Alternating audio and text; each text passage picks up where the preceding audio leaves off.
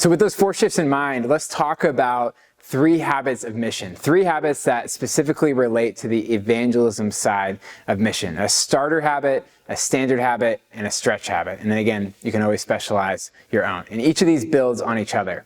The starter habit is this, is pray for at least one unbeliever in your life every week. You might be like, I don't know any unbelievers. You got to find a way to get to know some. But if you're already doing the standard habit of prayer, you can just build this habit into it. And so it's one of your daily or at the very least weekly things that you're praying for. And you can be praying that this person is open to the gospel, like Lydia in Acts chapter 16, or for opportunities to share, like Paul says in Colossians chapter 4. In the book How to Pray, Pete Greig tells the story of how D.L. Moody, one of the most famous American preachers of the 19th century, kept a list of 100 believers in his life that he was regularly praying for. Whenever one of them became a believer, he'd cross them off the list. And by the end of his life, 96 out of the 100 people he had written down had become believers. And as the story goes, the other 4 became believers at his funeral.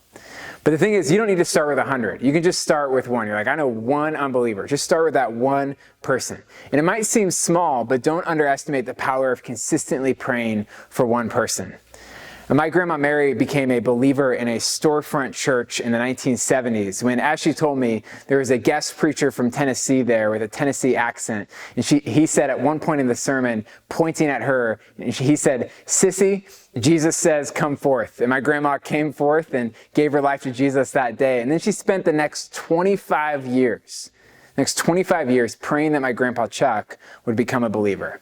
Every night when he went to bed, she would kneel next to her couch and she would begin to pray for him right after he got in bed. And for years, she went to church without him. But then one Saturday night before bed, without anybody asking him to do this, he said, "Hey, Mary, let's get our clothes ready so we can go to church tomorrow." We said tomorrow, not tomorrow, tomorrow. And they did. And not long after that, he became a believer as well. And summarizing, here's what she told me. She said, "You can't push someone into Jesus, but you can be prayerful and patient." Who is 1 person that you can begin to pray for every week? The standard habit is this, is make space every month for conversations with unbelievers. If you're going to have a conversation with an unbeliever about Jesus, it starts by simply making space in your life for conversations in general with unbelievers about other ordinary stuff so that the time you talk about Jesus, it's not the only thing that you talk about. And according to data, this becomes less and less likely the longer you're a Christian. You're having less and less conversations with unbelievers. And you have to earn the right to be heard. And that only happens through lots of interactions that feel like they have nothing to do with Jesus.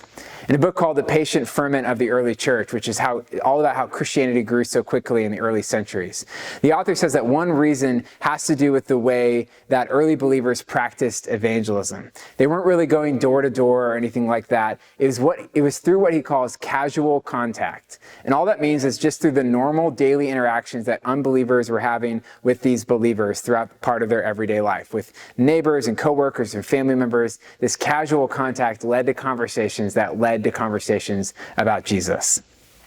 And what I want you to know is that this habit isn't about adding more to your already busy life. It's about doing your life as it is a little bit differently, making it actually not that hard of a habit to start. Jonathan Dodson wrote an article in which he talks about 8 different ways you can do this. And he says, and they're so simple, right? They're so simple, and I always think that they're gold. But here's just some of those ways. He says, eat with unbelievers, like your lunch breaks or open your home. Walk, don't drive. Be a regular, whether it's at the same coffee shop or the same hardware store. Hobby with non-Christians, like, I play ultimate frisbee with all kinds of people once a week. Talk to your coworkers, as crazy as that sounds. Volunteer with nonprofits, participate in city events, serve your neighbors, which is one of the other habits that we already talked about as well. All of these provide space for conversations to happen naturally without adding a bunch of stuff into your schedule. All you have to do is do your life a little bit differently. Begin to have conversations, and some of those conversations are going to take a spiritual turn. And if you want, you can stack this onto your habit of community. That when you get together with some of your church friends for a cookout or a game night, invite some of your unbelieving friends as well. The final habit, the stretch habit, is this. Make the most of at least one opportunity every year, right? This is just a yearly habit. Make the most of at least one opportunity every year to invite an unbeliever in your life to take a next step toward Jesus. Make the most of at least one opportunity every year to invite an unbeliever in your life to take a next step toward Jesus. And this doesn't mean doing a full-on gospel talk. That's not what I mean by this. Like where you're inviting someone to repent and believe. It might mean that, but it doesn't always mean that, especially if that's not where the Spirit is leading in that conversation. But many conversations happen gradually. And so a next step that you might invite someone to might just be, hey, let's talk more about that. Maybe somebody said something in a conversation that was hinted at something more. And you say, hey, could we explore that a little bit more deeply and maybe get coffee and talk more about that? Or maybe you say, hey, read this book with me. Maybe there's a book that you know that they'd enjoy or that would answer some of the questions they have about faith and say, hey, could we read this together? I'll purchase a copy for you. In fact, I already had it sent to your house.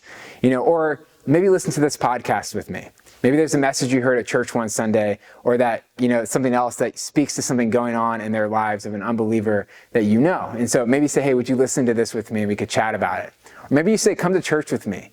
There's a series coming up that speaks into something that's going on with them, and you invite that person to come. Or maybe you invite them on Christmas or Easter when people are more open to an invite. Or maybe there's an event that your church is hosting and you invite them to that. Or you say, hey, try the Alpha course. Maybe your church doesn't offer this, but there's probably a church in your area that does, and you can just get online and you can search it and you can find one that they can attend, and you can say, hey, I'll attend with you. What it is a course that's just built around food, a talk about one of the core questions people are asking, and then lots of judgment-free conversation. It's a really good context for someone to explore faith. And finally, sometimes you just say, hey, let's believe in Jesus, where you actually get to invite them to pray a short prayer, ask for forgiveness, and believe in Jesus as Lord, and take that step into faith.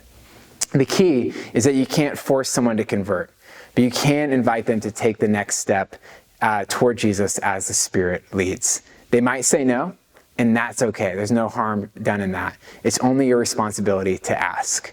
I love what Paul says in Colossians chapter 4, verse 5. He says, act wisely toward outsiders, making the most of the time. Or as some translations say, making the most of every opportunity. So those are 3 habits you could start. But no matter what habit you start, my caveat is this, is don't turn people into projects.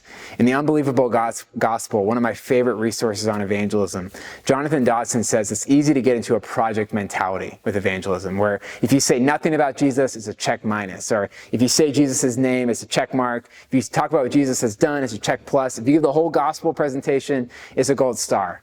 But people can sniff out and sense when they've been turned into projects, and it leaves a bad taste in their mouth. In the end, again, there's nothing you can do to make someone believe in Jesus. Don't reduce them to a project, but lovingly begin to have conversations and see where they go. My prayer is that as you put these habits into practice, they create space for God to get to work at the hearts of the people you love. And my prayer is that God begins to add to your church daily those who are being saved.